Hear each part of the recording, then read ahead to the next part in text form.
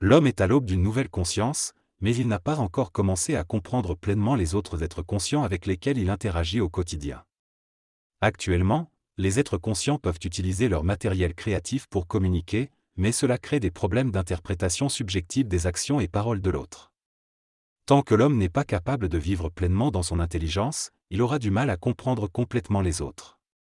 Cependant, il est dangereux d'interpréter les gestes ou les paroles des autres, car cela demande déjà une idée précise de ce qu'ils signifient, ce qui est impossible lorsqu'on est encore polarisé dans cette expérience. L'homme doit être capable de recevoir les actions et les paroles des autres sans vibrer émotionnellement ou mentalement. C'est à ce moment-là que l'interprétation disparaît et que l'autre est libre d'agir et de parler en toute créativité. Si l'homme interprète constamment, cela ralentit l'activité créative et crée des tensions. Il est donc important pour les êtres conscientisés de pouvoir se donner une certaine liberté dans la parole et l'action, tout en sachant qu'elle n'est pas nécessairement parfaite, mais qu'elle n'est pas négative ou retardataire. Plus une personne est consciente, plus son action est créative et dépasse les conditions psychologiques humaines, car elle vise à élever la vibration énergétique de l'homme. L'interprétation de l'action d'un être conscient devient délicate, car elle ne peut pas rendre compte de la réalité et risque de causer des souffrances. L'homme conscient doit comprendre que l'action ou la parole de l'autre provient de l'activité créative de son double à travers sa personnalité, et qu'elle est guidée par des raisons qui concernent son double. Dans ce texte, il est souligné que l'être conscient ne devrait pas succomber à la tentation d'interpréter subjectivement l'action ou les paroles d'un autre être conscient. En effet, ces actions et paroles sont influencées par une psychologie supramentale, qui est au-delà du plan mental inférieur de l'homme. Pour développer une compréhension objective, il est important de prendre en compte sa propre parole et son propre comportement, et de réaliser que l'énergie créative en soi-même peut être perçue par les autres. Cette énergie créative ne doit pas être jugée par la personnalité, car elle est déterminée par des lois de conscience supérieures qui s'ajustent progressivement à la personnalité. L'objectivité entre les êtres conscients est cruciale, car c'est à travers cette objectivité qu'une connexion créative et remarquable peut se développer. Pour cela, il est essentiel de ne pas interpréter subjectivement, mais plutôt d'absorber l'action ou les paroles de l'autre d'une manière objective. Ce processus permet de transmuter les aspects astraux de la conscience subjective et d'apporter une conscience objective et universelle sur le plan matériel. Ainsi, pour que deux êtres se comprennent dans la conscience universelle, ils doivent être capables de s'absorber mutuellement mentalement et émotionnellement. Si cela n'est pas possible, il sera nécessaire que le double de l'un travaille d'une manière différente avec le double de l'autre à l'avenir.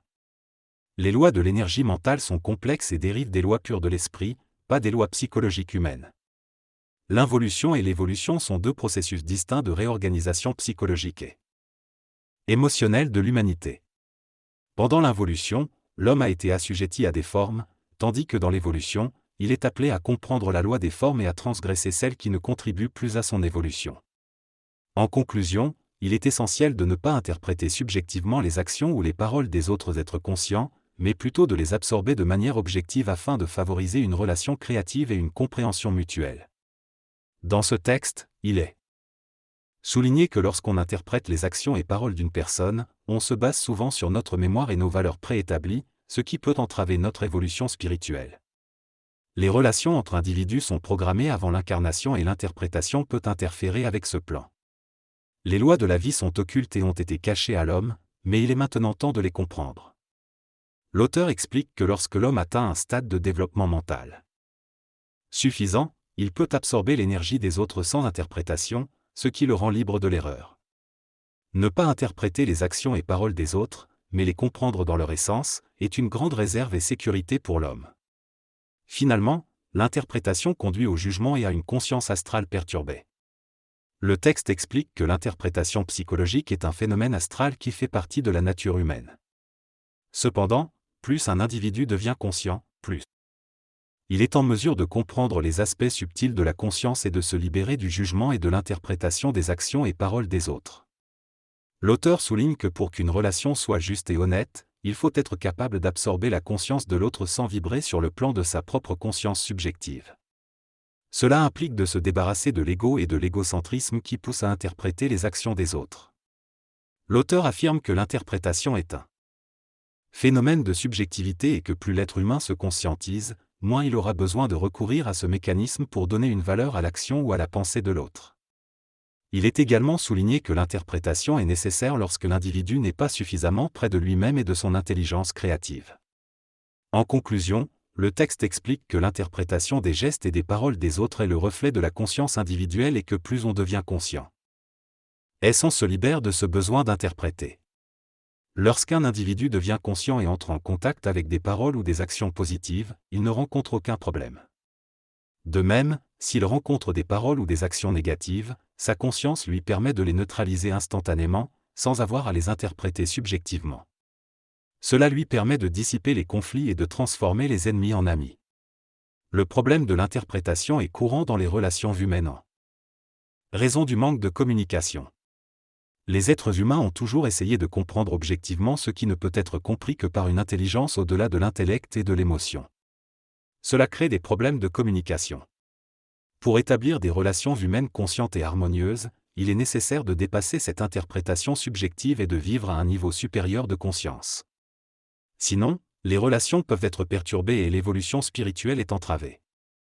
Il est important de comprendre que lorsqu'une personne consciente entre en relation avec des individus plus évolués, elle doit être consciente de l'influence des forces créatives qui guident ces individus.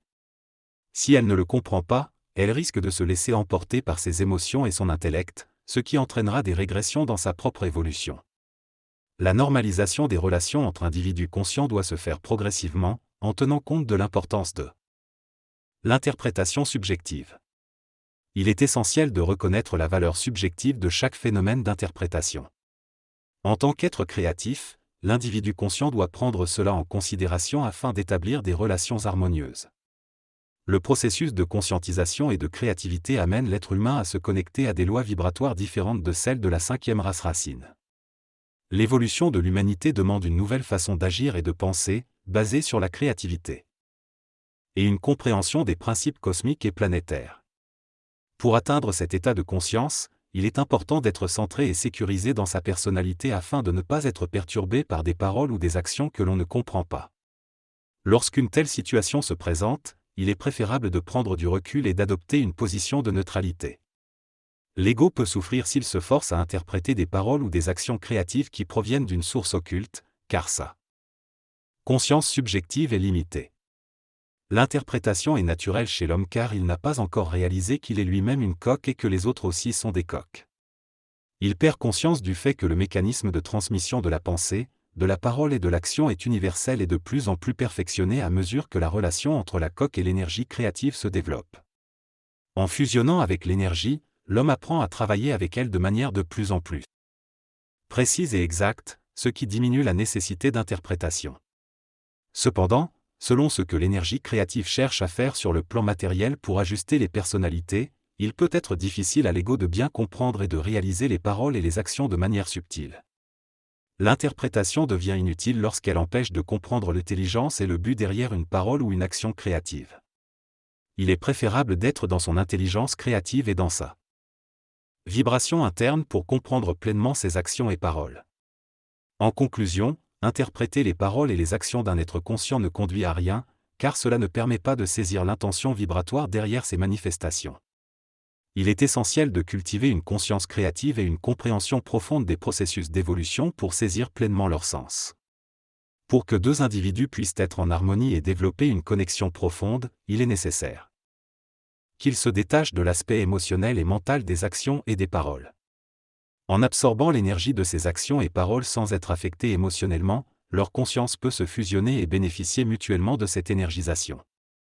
Cela leur permet de grandir dans leur perception, d'être plus objectifs et de réaliser des choses qui transcendent les limites de la psychologie inférieure et subjective de l'homme inconscient. Il est important de ne pas interpréter de façon égocentrique les paroles et actions conscientisées, mais plutôt de se connecter à leurs vibrations. Lorsqu'on cesse de souffrir psychologiquement de l'autre et de chercher à l'interpréter, on peut commencer à bénéficier de sa présence et à développer une amitié profonde, même si cette personne n'est pas encore parfaitement ajustée. Dans ce processus, les deux individus grandissent en conscience et établissent une connexion humaine qui contribue à l'évolution de l'humanité.